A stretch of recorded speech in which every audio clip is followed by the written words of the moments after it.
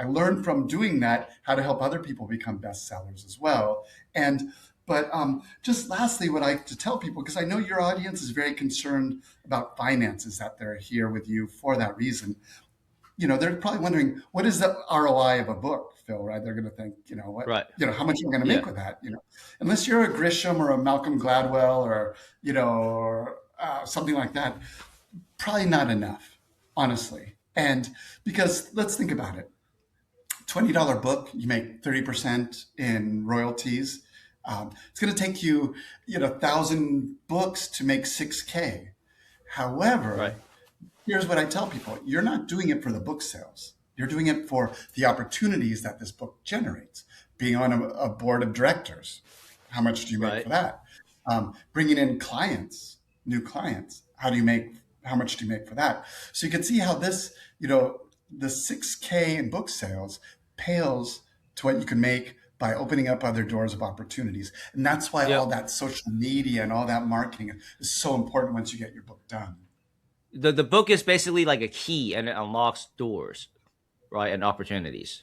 Exactly, exactly. Yeah. It's a cornerstone of this. And you know what?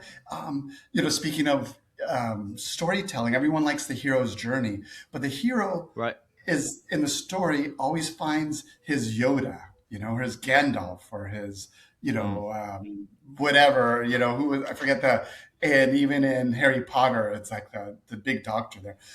So there's always a guide, right? So then you have to think about your book as you being the guide for somebody else. You're helping someone else Mm. avoid the pitfalls, the mistakes you made, fast track because some of the secrets you learned in the process, and then Yeah. improve their life that way. And then they're going to go on and teach somebody else or impact someone else's life.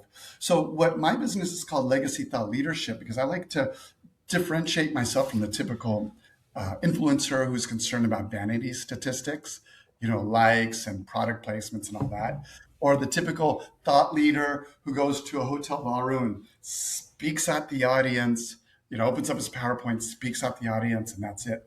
I am interested in people who want to expand their impact. So you create, you train the leaders of the future. They train the next generation of leaders. That's your leadership tree, your ripple effect, and your legacy, which is going to outlive, you. So you'll be helping people you'll never meet. In other words, yeah. I love it. I So love that it.